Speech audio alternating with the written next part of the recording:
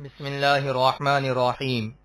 صرف 5 منٹ کا مدرسہ قرآن و حدیث کی روشنی میں 98واں دن 8 ربیع الثانی۔ نمبر 1، اسلامی تاریخ۔ رسول اللہ صلی اللہ علیہ وسلم کی چچا ابو طالب سے گفتگو۔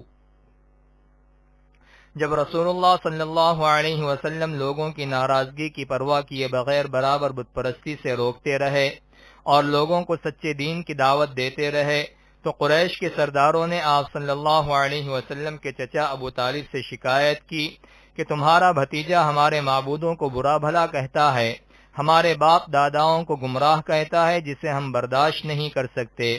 اس لیے یا تو آپ ان کی حمایت بند کر دیں یا پھر آپ بھی ان کی طرف سے فیصلہ کن جنگ کے لیے میدان میں آ جائیں۔ یہ سن کر ابو طالب گھبرا گئے اور حضور صلی اللہ علیہ وسلم کو بلا کر کہا، مجھ پر اتنا بوجھ نہ ڈالو کہ میں نہ اٹھا سکوں۔ چچا کی زبان سے یہ بات سن کر آپ صلی اللہ علیہ وسلم کی آنکھوں میں آنسو بھر آئے اور آپ صلی اللہ علیہ وسلم نے فرمایا، چچا جان، اللہ کی قسم، اگر یہ لوگ میرے ایک ہاتھ میں سورج اور دوسرے ہاتھ میں چاند لا کر رکھ دیں تب بھی میں اپنے اس کام سے باز نہ آؤں گا۔ یا تو اللہ کا دین زندہ ہوگا یا میں اس راستے میں ہلاک ہو جاؤں گا۔ حضور صلی اللہ علیہ وسلم کی اس گفتگو کا ابو طالب پر بڑا اثر ہوا، چنانچہ انہوں نے کہا، جس طرح چاہو تبلیغ کرو، میں تمہیں کسی کے حوالے نہیں کروں گا۔ ابو طالب کا یہ جواب سن کر کفار مکہ مایوس ہو کر چلے گئے۔ نمبر 2، حضور صلی اللہ علیہ وسلم کا معجزہ۔ حضرت سعد رضی اللہ عنہ کے حق میں دعا۔ آپ صلی اللہ علیہ وسلم نے حضرت سعد رضی اللہ عنہ کے حق میں دعا فرمائی، اے اللہ، سعد کی دعائیں قبول فرما۔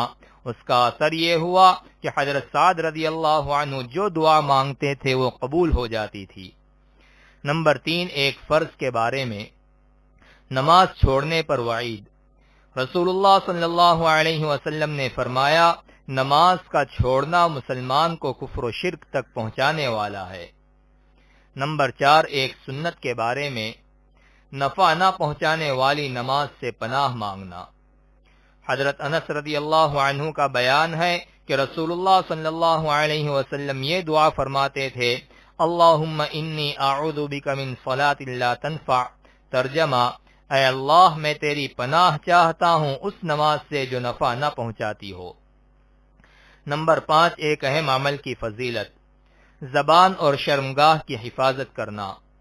رسول اللہ صلی اللہ علیہ وسلم نے فرمایا، جو شخص مجھے اپنی زبان اور شرمگاہ کی حفاظت کی ضمانت دے دے، میں اس کے لیے جنت کی ضمانت لیتا ہوں۔ نمبر 6، ایک گناہ کے بارے میں۔ برائی سے نہ روکنے کا وبال۔ قرآن میں اللہ تعالیٰ فرماتا ہے، جو قومیں تم سے پہلے ہلاک ہو چکی ہیں ان میں ایسے سمجھدار لوگ نہ ہوئے جو لوگوں کو ملک میں فساد پھیلانے سے منع کرتے، سوائے چند لوگوں کے جن کو ہم نے عذاب سے بچا لیا۔ خلاصہ، مطلب یہ ہے کہ ہر ایک کے لیے بھلائی کا حکم اور برائی سے روکنا ضروری ہے، ورنہ عذاب میں مبتلا کر دیا جائے گا۔ نمبر 7، دنیا کے بارے میں۔ رزق دینے والا اللہ ہے۔ قرآن میں اللہ تعالیٰ فرماتا ہے، زمین پر چلنے پھرنے والا کوئی بھی جاندار ایسا نہیں کہ جس کی روزی اللہ کے ذمے نہ ہو۔ نمبر 8، آخرت کے بارے میں۔ جہنمی ہتھوڑے۔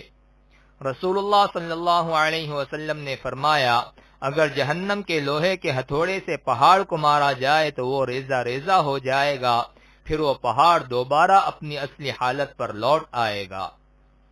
نمبر 9، طب نبوی سے علاج۔ زخم وغیرہ کا علاج۔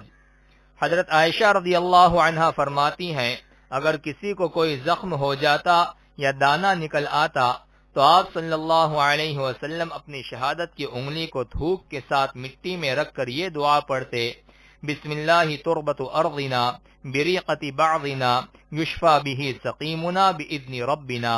ترجمہ، اللہ کے نام سے ہماری زبان کی مٹی ہم میں سے کسی کے تھوک کے ساتھ ملی ہوئی لگاتا ہوں تاکہ ہمارے رب کے حکم سے ہمارا مریض اچھا ہو جائے۔ نمبر 10، نبی صلی اللہ علیہ وسلم کی نصیحت۔ رسول اللہ صلی اللہ علیہ وسلم نے فرمایا، اپنے مالوں کو زکوٰۃ کے ذریعے محفوظ بناؤ اور اپنے بیماروں کا صدقے سے علاج کرو اور بلا و مصیبت کی موجوں کا دعا اور اللہ تعالی کے سامنے عاجزی سے استقبال کرو۔